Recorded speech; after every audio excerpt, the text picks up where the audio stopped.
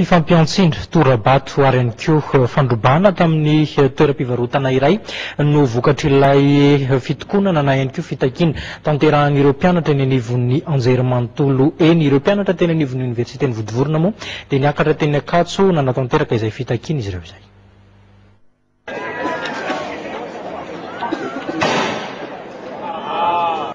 Voatery nampiasa ny entona mandraza-dranomasina ny mpitandro ny filaminana andravana ny fitokonana izay nitotosain'ny mpianatra ny universitény politeknika eny Vodivorona izay niakatra teny Ankatso andravana ny hetsika fitakiana ataon'ny mpianatra miaraka amin'ny mpianatra eny toerana.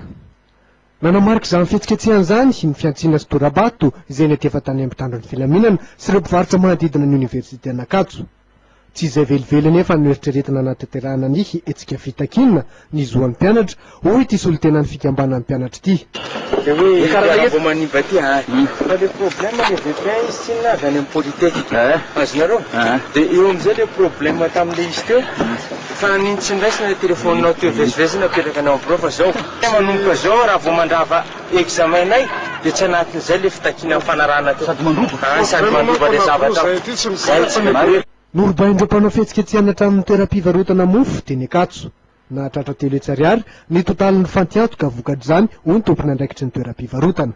Manao tatitra ny zavamisy ny colonel Rakotomanina Florence avy eo amin'ny CRGN. Zavatra nitsangadeo ny bilan zany zao dia nisy olona raina ratra, olona mpandalina ratra. Dia nisy mpivarotana mofo, ny mofo koa nrobatiny zareo. Afa-tsy ny tafo voatoratoraka.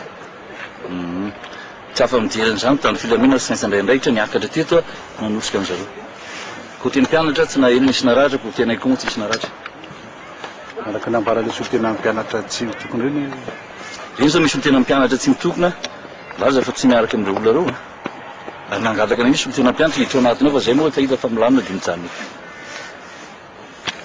Rehefa nifanohatra nandritry ny adiny telo mahery ny mpitandro ny filaminana sy ireo mpitokona dia niverina ny filaminana teny Ankatso manodidina ny tamin'ny 5 ora sasany teo eo. Nampanantena ny mbola iverina nefa rapitso sy ireo mpitokona izay nilaza fa tsy nahazo fahafa-po tamin'ny tompony andraikitra.